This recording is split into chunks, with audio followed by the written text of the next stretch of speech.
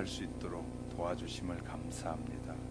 우리의 심령 속에 주의 큰 생명의 은혜가, 사랑의 은혜가 넘치고 새로워지게 하셔서 한 걸음 한 걸음 주님께로 더 가까이 가는 우리 모두가 되도록 붙잡아 주옵소서. 연약한 정도 주님의 도구로만 쓰여지는 은혜의 시간이 될 줄 믿고 예수님의 이름으로 감사 기도드립니다. 아멘. 믿음으로 드리는 진실한 감사로 인하여 영원한 생명을 이어가는 지혜가 우리 모두에게 넘치시기를 주님의 이름으로 축복합니다. 어떤 도시 한 사람이 죽음을 예감하게 되는데 상속받을 자가 전혀 없는 홀로 사는 사람이었습니다. 그는 변호사에게 자신이 죽으면 새벽 4시에 장례식을 치러달라는 그 말과 함께 유언을 남겼는데, 장례식이 끝나면 참석한 사람들 앞에서 그 자기의 유언을 뜯어 읽어달라고 부탁을 했다고 합니다.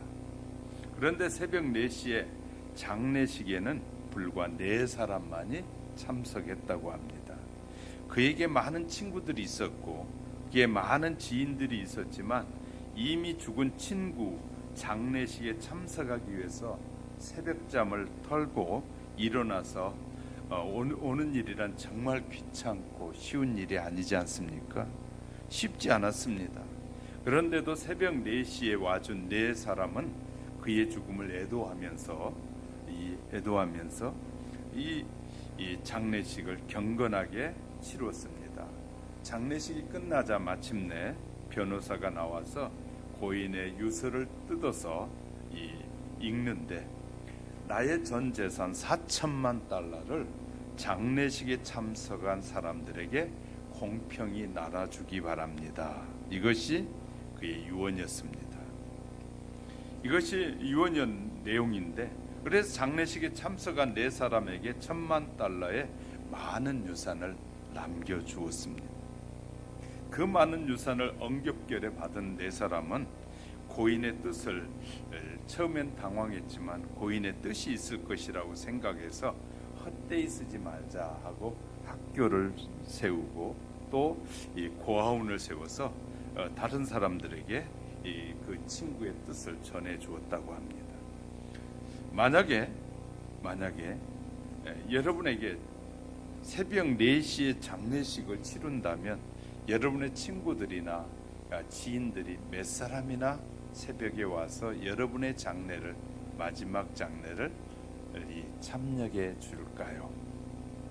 우리는 돌아봐야 할 것입니다. 아니, 2-3시간 걸리는 거리에 있는 친구가 와서 여러분의 장례식에 참여해서 여러분의 죽음을 애도해 줄 사람은 있을까요? 몇 명이나 될까요? 미국의 실리콘밸리에서 성공한 벤처 기업가인 스티븐 게이 씨는 내가 사업에 성공할 수 있었던 것은 좋은 인간관계를 맺을 수 있었기 때문이다 라고 말하면서, 나는 MIT 공대에서 최고의 공학 기술을 배웠지만 가장 중요한 것은 인간관계에 대해서 배우지는 못했다라고 쓰고 있어요. 나는 IT 사업의 성공의 가장 중요한 요인은 뛰어난 기술이 아니라 좋은 인간관계다라고 생각한다.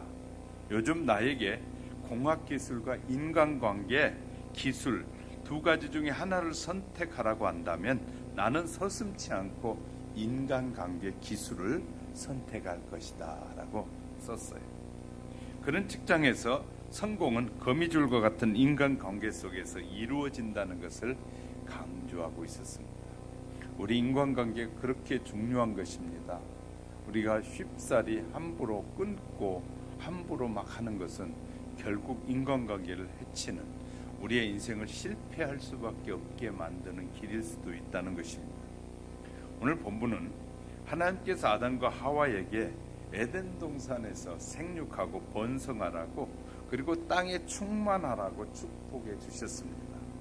그런데 어느 날 아담이 동산에서 일하러 간 사이에 혼자 있던 하와를 한 방문객이 찾아왔습니다.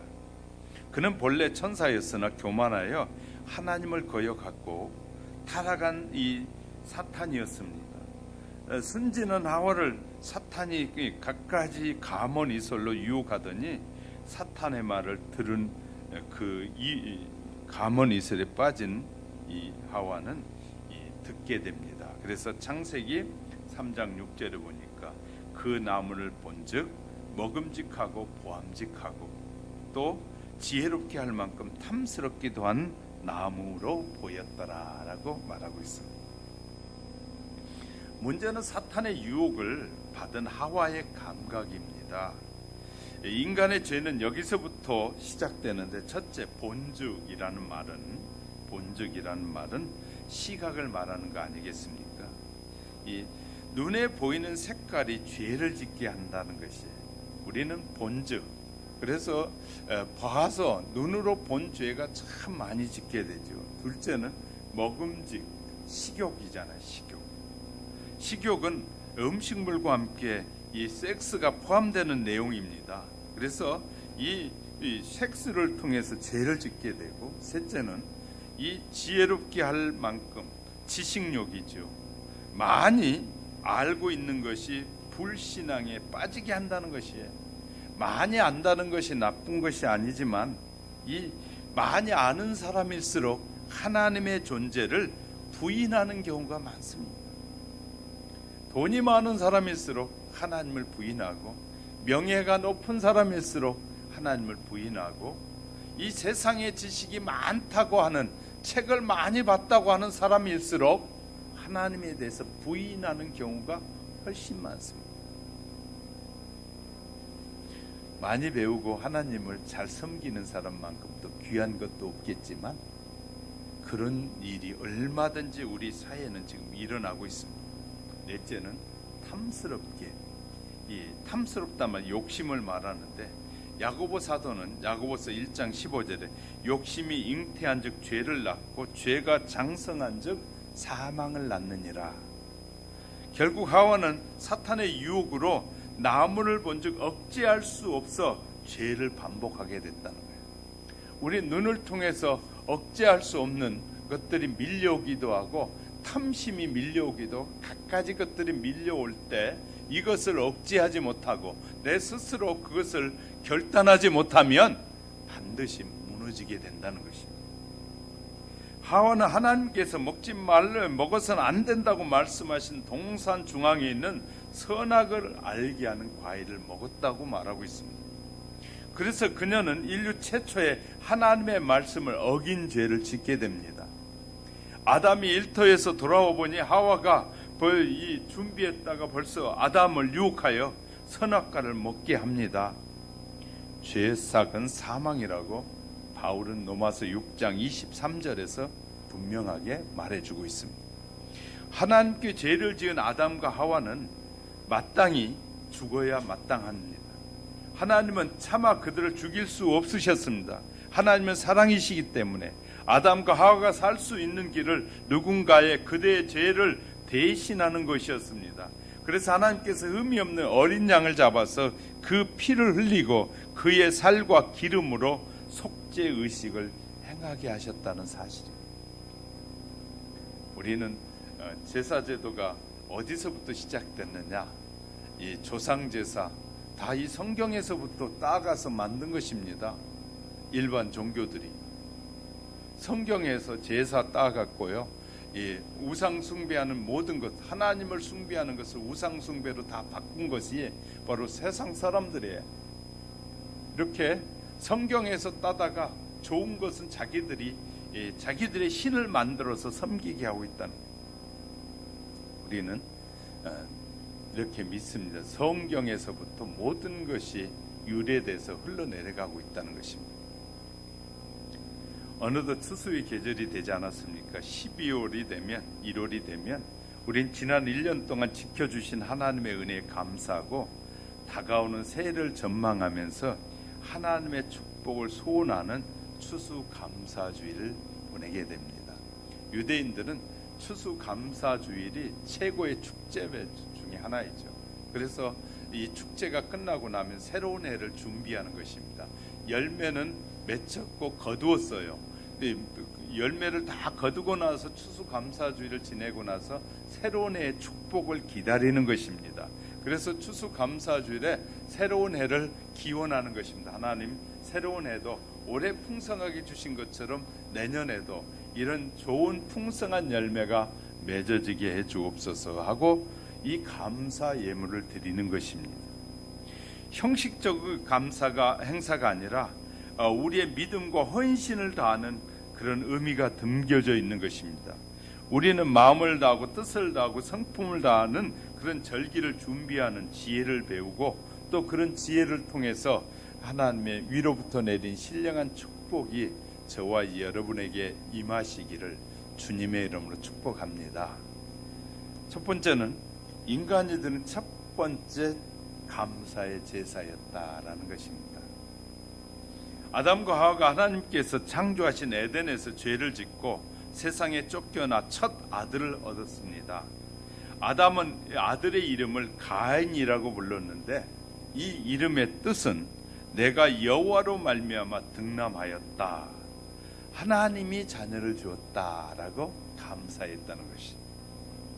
사람이 자식이 태어날 때 얻은 기쁨이 얼마나 큽니까? 특별히 어려울 때 얻은 자식은 부모에게 무한한 기쁨과 위로가 됩니다.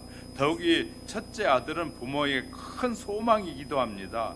얼마 후에 또 아들을 얻었는데 그 이름을 아벨이라고 불렀습니다.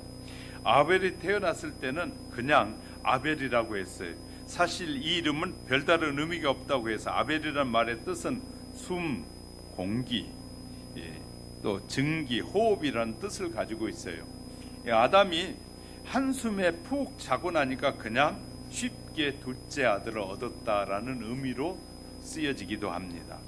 이는 별 볼 일 없는 자식이란 뜻으로 해석되는데 그런 거로 가인은 아담에게 귀한 자식이었고 아벨은 그냥 있으나 마나한 자식과 같았어요. 그런데 놀라운 것은 귀하게 키운 자식이 부모의 속을 썩이고 천하게 키운 자식이 효도한다는 말이 이 성경이 입증해주고 있는 지혜입니다. 너무 귀하게 여기고 너무 사랑만 풍성하게 주면 되는 것으로 생각하지만 그렇지 않습니다. 우리가 이제 잘 알아야 돼요. 요새 이 교육학자들이 이렇게 말해. 아이들을 무조건 때리지도 말고 그냥 하되 아이들 원하는 데 다 해주라. 그 원하는 대로 다 해주니까 부모도 몰라보고 할머니 할아버지도 몰라보고 그런 자녀들이 되고 말았잖아요. 질서가 무너뜨려지는 그런 자식들. 그러니까 무엇이 세상의 교육은요, 철저하게 하나님의 뜻을 거역하는 교육을 하고 있는 거거든요. 그렇게 막 이 잘못과 옳은 일을 구별하지 못하게 가르쳐 놓으면 결국은 나중에 부모에게 그것이 천추의 이 상처로 남게 될 것이에요. 부모에게. 두 자녀를 비교해 보겠습니다. 가인과 아벨은 두 아들은 이 장성하더니 각기 자기의 직업을 가지기 시작했어요. 가인은 농사를 짓는 농사꾼이 되었고 아벨은 양을 치는 목자가 되었습니다. 사람이 무슨 직업을 가졌으면 어떻습니까? 직업에는 귀천이 없는 것입니다. 무슨 직업을 가졌든지 그 직업이 하나님과 사람들이 보기에 떳떳하고 부끄럽지 않으면 되는 것이거든요. 어떤 직업에서 종사하든 하나님이 기뻐하시는 일만 하면 되고, 아담은 두 아들을 앉혀놓고 교육을 합니다. 자신이 에덴 동산에서 하나님의 말씀에 불순종하고 죄를 범한 빼저린 경험을 회고하면서 가르칩니다. 하나님의 사랑과 용서가 아니면 자신들이 살아날 수 없었다는 사실을 실감나게 이 두 자녀에게 교육하게 됩니다. 그리고 하나님의 용서는 반드시 피 흘림 있는 희생의 제사, 즉 자신의 모든 것을 드리는 헌신의 예배를 통해서 주어지는 것이라는 사실을 분명히 가르쳐요. 이런 얘기는 한두 번 한 것이 아니었습니다. 아마 자녀들의 귀에 이 못이 박히도록 수없이 말하고 가르쳤습니다. 추수감사주일은 미국에서부터 시작되었다고 말하지만 실제로는 원조가 창세기 4장 오늘 본문에서부터 발견되고 있는 것이에요. 구약시대에 하나님을 섬기는 의식을 제사라고 했습니다. 제사란 히브리어로 제바흐라고 하는데 희생을 드린다, 제물을 드린다, 거룩하게 하다라는 뜻을 가지고 있는 의미로 사용되고 있어요. 구약의 제사는 죄의 값으로 죽어야 하는 인간을 대신하여 선택된 대속자이신 메시아 그리스도를 보내신다는 약속을 기다리는 예식이다. 그래서요, 제사는 바로 대신 죽을 사람을 기다린다는 의미의 제사입니다. 그래서 그가 대신 죽음으로만이, 그것을 믿음으로만이 구원을 얻는다는 사실을 믿는 것이거든요. 제사는 양이 저렇게 피를 흘려 내가 대신 죽어야 되는데 양이 대신 죽는구나를 보여줬고, 그 보여준 것을 이제 예수님이 오셔서 그것을 완성하시는 거예요. 예수님이 십자가에서 피를 흘림으로 말미암아 모든 인류의 사람들의 죄를 대속해 주신다는 사실을 제사는 내표하고 있는 것이고, 예수님은 그것을 행하신 것이에요. 이 일을 통해서 인류를 구원하시는 하나님의 놀라운 계획이 이루어진 것입니다. 이 사실을 믿는 저와 여러분이 되시길 주의 이름으로 축복합니다. 두 번째는 사람에게 주신 재능으로 드리는 감사였어요. 본문 3절에 보면 세월이 지난 후에, 한 해가 거의 다 지나간 후에 추수 때 전례대로 하나님의 감사를 표현한 절기와 함께 제사가 시작됐습니다. 우리식으로 말하면 추수감사절이 다가온 것이에요. 가인과 아벨은 각자 자신들에게 주어진 직업을 따라서 하나님께 제사를 드리게 됐습니다. 그런데 불행은 여기서부터 시작되고 있어요. 가인은 아버지 아담이 평소에 가르친 말씀을 소홀히 여기며 살았다는 거예요. 무슨 말을 하든지 듣는 둥 마는 둥, 아버지가 말할 때 아버지의 말로 인식하지 않는 자녀, 뭐든지 자기 기분대로 살아가는 성격을 가지고 살았던 것 같아요. 그래서 하나님께서 드린 제사라도 적당하게 자기가 편리한 방식대로 땅에서 난 소산물을 대충 드리면 된다고 생각한 것이에요. 형식적으로 드린 제사를 하나님께서 받지도 않으시고 기뻐하시도 않으시고 그 예물도 거절하셨다는 것입니다. 하나님께서 가인의 그런 모습을 절대로 용납하시지 않았다는 거예요. 내가 하나님께 예배 안 드린다고 무슨 일이 생길까? 예물은 하나님이 안 받으시면 대수냐? 안 받으면 하나님만 손해보는 거 아닌가? 별것 아닌데. 대개 예배를 제대로 드리지 않는 교인들이 이런 표현을 하는 것이에요. 예배? 오늘 못 드리면 다음에 드리지, 꼭 이 시간에 맞춰서만 예배 드려야 되는 거야? 예배 자체를 굉장히 무시해버리고요, 예배를 하나님 앞에 드린 예배라는 사실을 인식하지 못하는 것은 매우 불순한 일이거든요. 오늘은 바쁘니까 내일 하지, 나중에 시간 되면 드리지 여러분 정말로 그렇게 생각하십니까? 예배가 그냥 아무렇게나 해도 되고 내 기분에 따라 예배 드리고 안 드리고, 오늘 이 사람 관계 기분 나쁘니까 예배 포기해버리고 나중에 드리지, 내가 여기서 안 드리면 그만이지 하고 예배를 그렇게 쉽게 여기시는 분 없습니까? 심각한 일이거든요. 예배는 하나님께 드리는 것이 사람에게 드리는 것이 아니거든요. 하나님이 지금 이곳에서 우리가 드린 예배를 보고 계시는데 우리가 그런 자세로 예배 드린다면 하나님이 기뻐하시겠냐고요.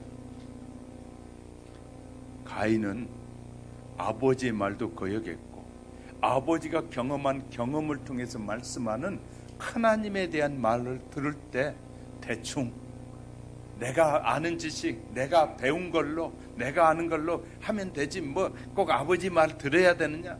하나님을 무시하고 아버지를 무시하는 거거든요.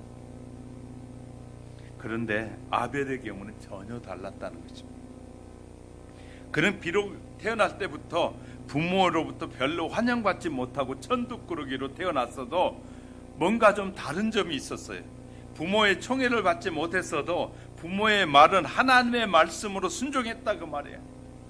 매사에 신중하고 철저하게 양들을 돌볼 때에도 성심성의를 다했어요.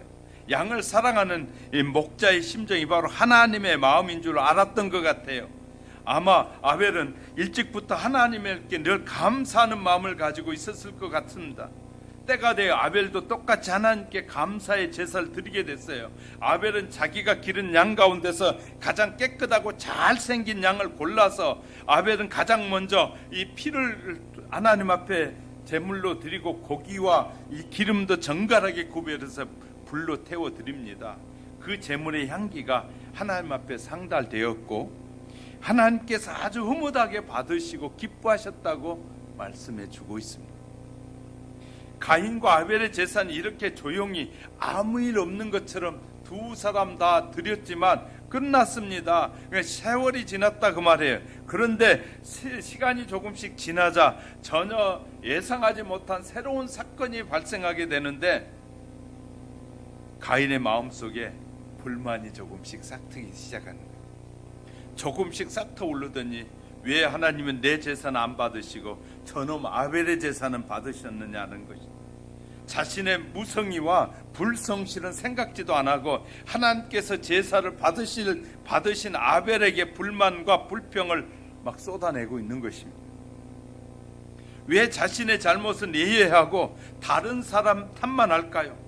왜냐하면 얼마나 수많은 정치인들도 자기들은 엄청나게 잘못을 범하면서 다른 사람의 탓만 하는지 모르겠어요. 다 이것이 가인의 후손들이거든요. 가인의 후손들은 다른 사람만 탓해요. 자기들이 뻔한 거짓말인 줄 알면서도 그 잘못했다고 공식적으로 이렇게 말하지 않아요. 아주 악한 자들의 소행이거든요. 이 분별하지 못하는 성도들이 많다면 심각한 일이거든요. 왜 자기는 예배를 잘 밥 먹듯 빼먹고 무성의한 예물로 하나님 앞에 화나게 하면서 왜 다른 사람이 예배를 잘 드리고 정성스러운 예물을 드려서 축복을 받으니 그것은 시비를 하고 질투하냐 말이에요. 그건 심각한 문제거든요.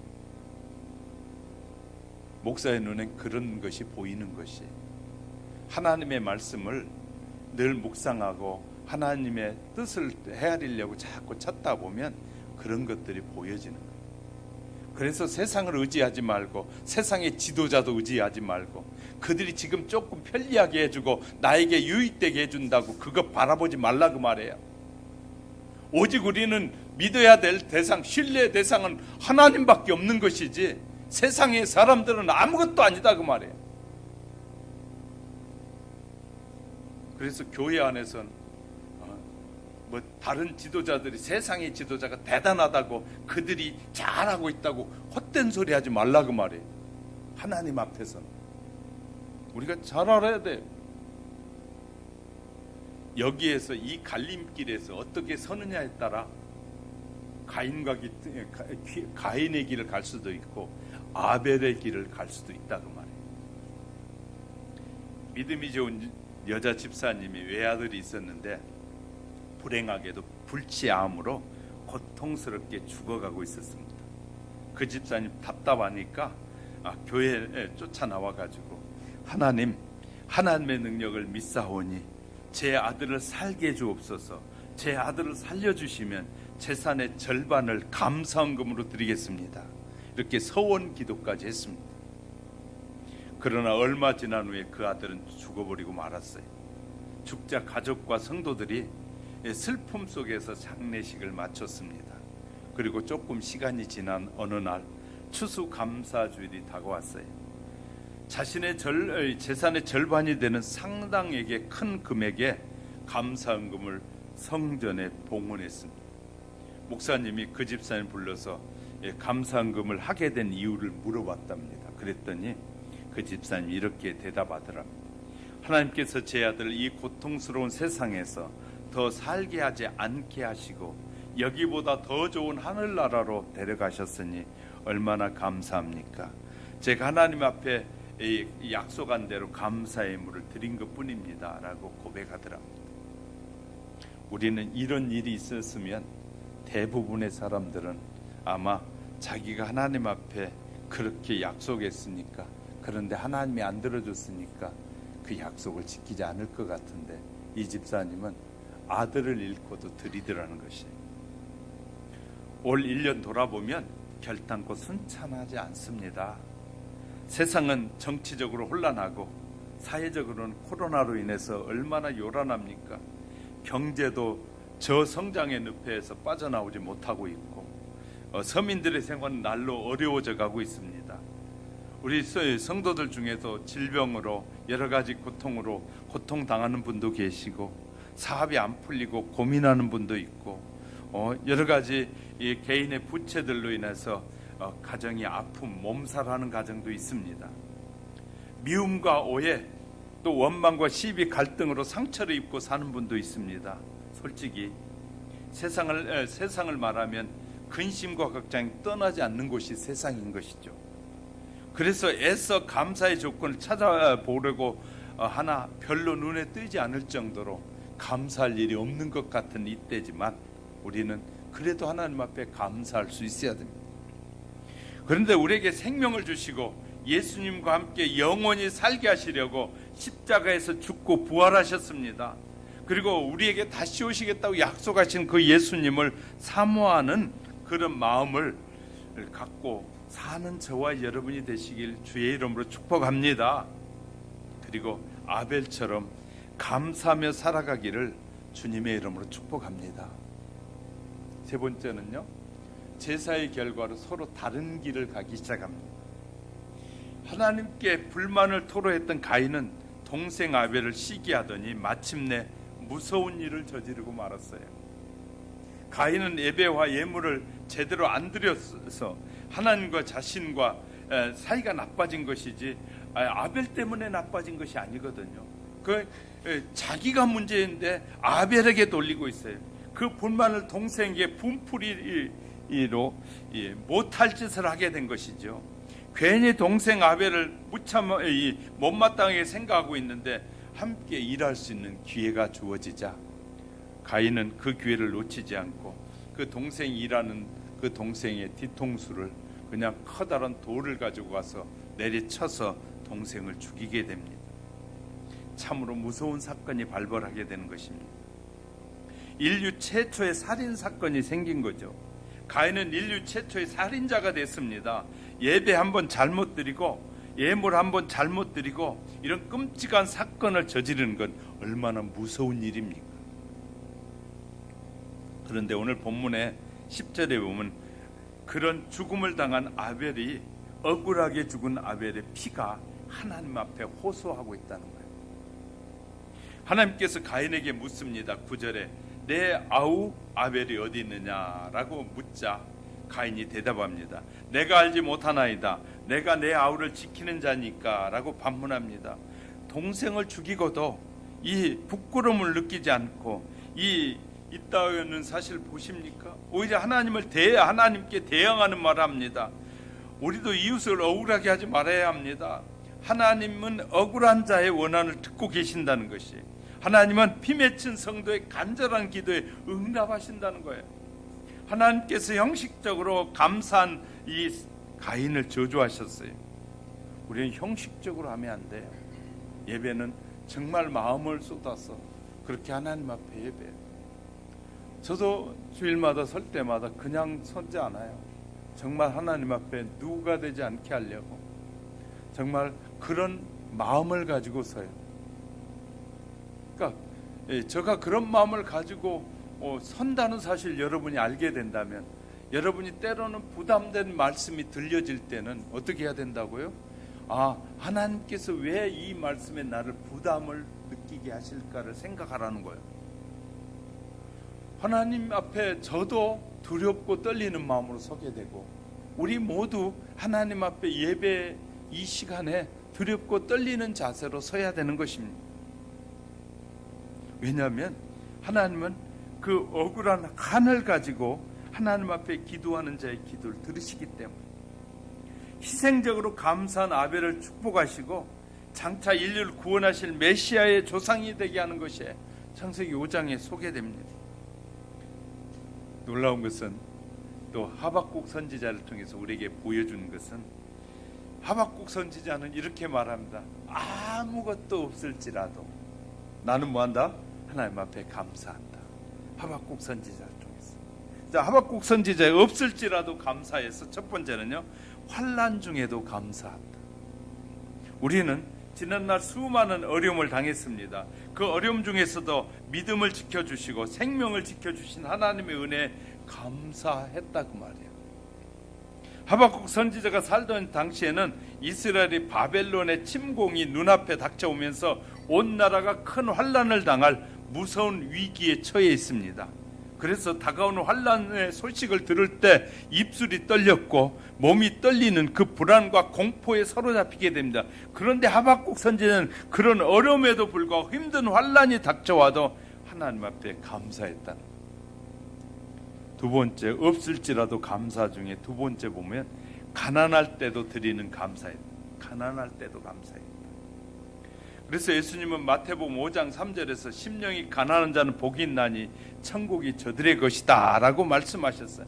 이 뜻은 마음이 가난한 사람이 하나님을 더 가까이 의지하고 가까이 나간다는 거예요. 실제로 가난한 사람들이 삶의 여건이 어렵고 경제가 쪼다리고 하나님을 향한, 그럴 때 하나님을 향한 마음이 더 뜨거워지고 간절해지는 거예요. 그런데 이제 이럴 때 우리가 하나님에게서 멀어지죠. 내가 하나님 앞에 어떻게 충성하고 살았는데 나에게 이렇게 어려움을 주고 고난을 주고 고통을 준단 말이야. 하나님 어떻게 그럴 수 있습니까? 라고 말하는 순간에 우리의 믿음은 떨어져 갈 것입니다. 하나님이 나에게 왜 이런 어려움을 주시지? 이 어려움을 통해서 나에게 뭘 깨닫게 하시려고 하는 것이지? 아무리 기도해, 어떤 문제는 아무리 기도해도 하나님 응답해 주시지 않아요.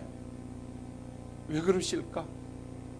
저도 고민하면서 하나님 앞에 묻습니다. 하나님, 왜 이리 어려움이 계속되는지요? 이 어려움을 나는 극복할 수가 없을 정도로 어려운 문제들이 왜 이리 찾아오나요? 이렇게 하나님 앞에 물어요. 그때마다 하나님은 저에게는 이렇게 깨닫게 하시더라고요. 너를 돌아봐라. 네가 어떻게 살았니? 저에겐 그렇게 하시더라고요. 그러면서 하신 말씀이, 네가 이럴 때 이렇게 하지 않고 네가 결정했던 것 때문에 내가 응답하지 않는 것이다. 우리가 결정해야 될 때 하나님의 기뻐하신 뜻보다는 내가 편리한 쪽으로 결정했기 때문에 이런 어려움이 왔다는 거예요. 그 말은 그 어려움을 깨닫게 하심을 통해서 나의 믿음을 회복시키시는 거예요. 그래서 우리에게 어려움이 찾아오면, 어려움이 자꾸 가중되면 하나님이 나에게 믿음을 요구하시는구나, 이걸 발견하셔야 돼요. 대한민국 해외 수많은 나라들도 마찬가지입니다. 코로나를 통해서 지금까지 누린 그 축복을 앞으로 누리기가 어려워질 것입니다. 분명히 단언하건대 지금 누렸던 이런 축복을 앞으로 누리기 어려울 것입니다. 왜냐하면 하나님의 시련은 시작됐기 때문에. 왜냐하면 우리가 하나님의 말씀대로 살지 않거든요. 여유로워지고 부자가 될수록 하나님의 말씀대로 살지 않기 때문에.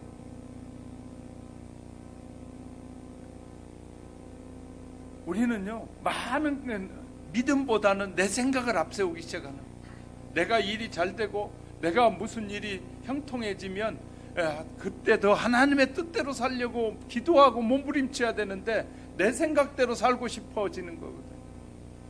그러니까 하나님께서 그것은 그렇게 살면 너에게 축복이 아니라 너의 인생에 이 심판의 대상으로 갈 수밖에 없으니까 하나님이 어려움을 주신대. 어려움을 주실 때 우리는 감사해야 돼요. 하나님, 그리고 내가 어디서부터 이 믿음이 떨어지기 시작했는지를 돌아봐야 됩니다. 그러니까 내가 어디서 믿음이 추락하기 시작했고 어디서부터 하나님을 향한 그 뜨겁고 열정적인 마음이 식었는지를 돌아서 그 자리에서부터 다시 회복해야 됩니다. 하나님 그렇게 하길 원하십니다. 우리의 믿음은, 그런데요, 그 믿음이 회복되면 하나님이 축복하시는 거예요. 믿음이 회복되면. 또 없을지라도 감사의 세 번째, 하나님으로 인하여 감사. 하박국 선지자는 아무것도 없을지라도 나는 감사할 수밖에 없는 것은 하나님이 네 생명을 지켜주고 계시기 때문에 감사하다. 하박국 선지자에 감사합니다. 하박국 선지자는 이렇게 감사한 단 하나의 이유, 오직 여호와 하나님으로 인하여 드리는 감사가 와 기쁨이었습니다. 하나님께서 살아계셔서 죄악에 빠진 나를 구원하셨습니다. 이보다 더 큰 축복이 어디 있습니까? 이보다 더 큰 감사가 어디 있겠습니까? 이보다 더 큰 기쁨이 어디 있겠습니까? 우리를 구원해서 영원한 나라에서 하나님이 우리와 함께 사시겠다고 우리를 구원해 주신 그 은혜 얼마나 큰 건지 몰라요.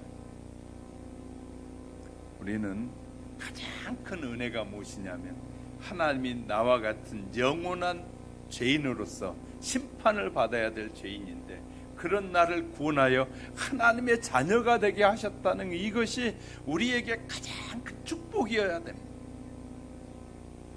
하박국 선지자는 그것을 발견한 것이 가장 큰 축복은 구원의 은혜다. 구원의 은혜다. 그래서 헤아릴 수 없는 감사, 그 하나님 앞에 드리게 되는 겁니다. 이것이 성수간자의 감사거든요. 환난과 시련 가운데서 변함없이 우리가 하나님 앞에 감사할 수 있는 이 감사를 하박국 선지자에게서부터 배우게 됩니다. 인생은 실패 연속으로 이루어질 수밖에 없습니다. 그리고 고난당할 수밖에 없는 것이 이 인생의 운명입니다. 차라리 고난이 없는 인생은 삶의 의미를 모르는 인생인 것과 같습니다. 고난에도 하나님의 기쁘신 뜻이 담겨 있어요. 하나님의 자녀들에게는 반드시 고난이 뜻이 있다는 것이에요. 뜻이 있다. 하나님의 기쁘신 뜻을 아는 성도가 그 알고 감사하게 될 때 드리면서도 너무너무 감격에 눈물 흘릴 수밖에 없는 것이에요. 왜냐하면 하나님의 기쁘신 뜻을 발견하게 되면 정말 하나님 앞에 감사할 수밖에 없는 것이거든요. 하나님의 섭리를 경험하는 성도들은 은혜의 복을 받고 되는 것이고요. 예수님의 십자가의 고난과 부활의 은혜를 체험해야 구원의 신비를 깨닫게 되는 것입니다. 하나님 그것을 저와 여러분에게 가르쳐주기 위해서 고난을 선물로 주시는 거예요. 십자가의 그 죽으심과 부활의 그 놀라운 은혜를 깨닫게 하시려고 고난을 주시는 것입니다. 오늘 우리에게 어떤 감사의 노래가 있습니까? 여러분은 어떤 노래, 감사의 노래를 할 수 있습니까? 무엇을 가지고 감사하고 있습니까? 우리가 하나님 앞에 감사할 때는요, 우리는 내 마음에 무엇으로 감사해야 되는지를 알고 감사해야 되거든요. 여러분 한 분 한 분 하나님의 은혜를 추워가면서 추수감사를 들 때 감사의 조건이 있어야 돼. 내가 1년을 돌아보면서 이런 부분들을 감사하다. 이런 부분에 하나님 앞에 감사할 수밖에 없다. 우리가 우리의 감사를 돌아봐야 됩니다. 우리에게 슬픔이 많고 가진 것이 없으며 고통과 시련의 순간이 끝나지 않았을지라도 우리가 하나님 앞에 감사를 깨닫고 진실한 예물을 드림으로 성숙한 성도가 되는 것입니다. 하나님 우리의 믿음을 시험하시기 위해서 갖가지 시련과 역경을 주십니다. 그러므로 하박국 선지자의 감사처럼 우리도 감사할 수 있어요. 하나님 마음으로부터 진실한 감사. 하나님은 우리에게 진실한 감사하는 자에게 모든 것을 축복해 주신다고 약속하고 있습니다. 사랑하는 성도 여러분, 우리가 예배는 소중히 여겨야 되고요. 우리가 하나님 앞에 예배 순간순간을 준비하면서 드려야 해요. 하나님. 그래서 저는 일주일 내내 주일 예배를 준비하잖아요.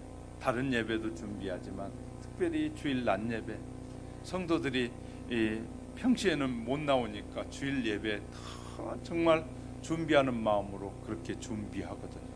그러니까 그런 마음으로 우리가 늘 하나님 앞에 예배를 준비하는 마음으로 살아가는 저와 여러분 늘 감사하면서 돌아보세요. 정말 차들이요, 어느 때 이렇게 높은 산에서 내려다보면 차들이 많고 순간순간 지켜주시지 않으면 우리 가족 몇 사람이라도 흩어져 사는데 그 흩어져 사는 가족들을 이 하나님이 얼마나 눈동자같이 지켜주시는지, 얼마나 감사하는지 몰라요. 돌아보면 가정에 한 사람의 환자가 생기면 얼마나 많은 사람들이 힘들어집니까? 너무나 잘 알잖아요. 그런데 이 환자가 없이 이렇게 해주시니 얼마나 감사해요. 돌아보셔요. 그러니까 우리는 결과가 우리의 삶으로 나타나게 될 것이거든요. 그러므로 우리는 최선을 다해서 하나님 앞에 정말 간절한 마음으로 저와 여러분이 하나님 앞에 감사함으로, 또 우리의 믿음이 어디서 떨어졌는지를 돌아보면서 그 자리에서부터 다시 일으켜 세워서, 하나님, 이제부터는 내가 이렇게 믿음으로 살겠습니다.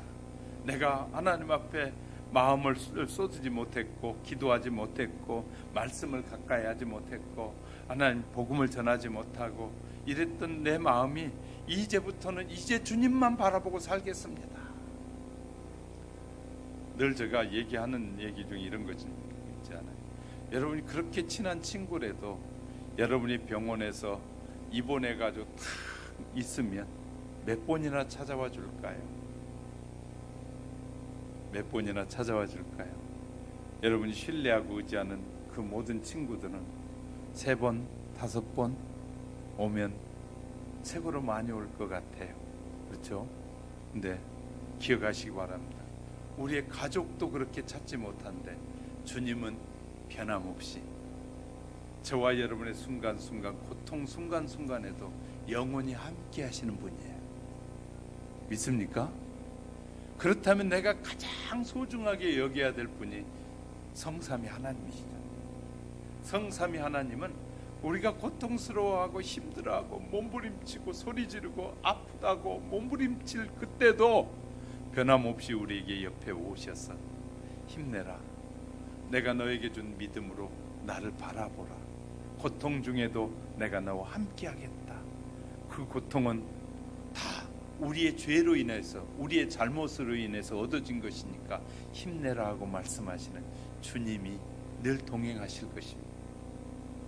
그냥 우리가 가장 소중해야 될 분을 가장 천시 여기지 않는지 돌아보면서, 정말 2020년에 우리 추수감사 예배는 정말 마음속에서부터 우러나오는 내 마음의 삶을 돌아보면서, 세월이 가면서 더 그래지는 것 같아요. 나이가 들어가면서 세월을 자꾸 돌아보게 되고, 앞날을 돌아보게 되고, 그 다음에 이렇게 고통스러워하는 사람들을 보면서 돌아보게 되는데, 어떤 환자들 만나보면 그냥 몸부림칠 때 가슴이 아프더라고요. 가슴이 아프고 너무 아파하고 몸부림치면 저도 기도하다가 눈물이 나더라고요. 하나님 도와주세요. 그런 고통스러운 모습들 보면서 하나님 자비를 베풀어 달라고 기도하게 되는 것처럼, 정말 우리가 하나님 앞에 늘 감사하면서, 하나님 오늘 하루도 허락해 주심을 감사합니다. 고통 중에도 나와 함께 해주심을 감사합니다. 하나님, 내 삶이 주님을 잃어버리는 삶이 되지 않도록, 고통이 있고 아픔이 있어도 주님을 놓지 않고 살아가도록, 주님을 의지하고 살아가도록 도와주옵소서. 주님만이 나의 희망입니다. 주님만이 나의 소망입니다. 주님만이 내가 드릴 영원한 감사의 대상입니다 라고 하면서 우리가 2020년 이 추수감사주의를 드리게 될 때 우리의 믿음을 회복되고, 그 깨달아지는 말씀들을 되새기면서 하나님 앞에 회개하면서 우리가 2021년을 준비하는 지혜로운 우리 하영교회 성도 여러분이 되시기를 주님의 이름으로 축복합니다. 기도하겠습니다.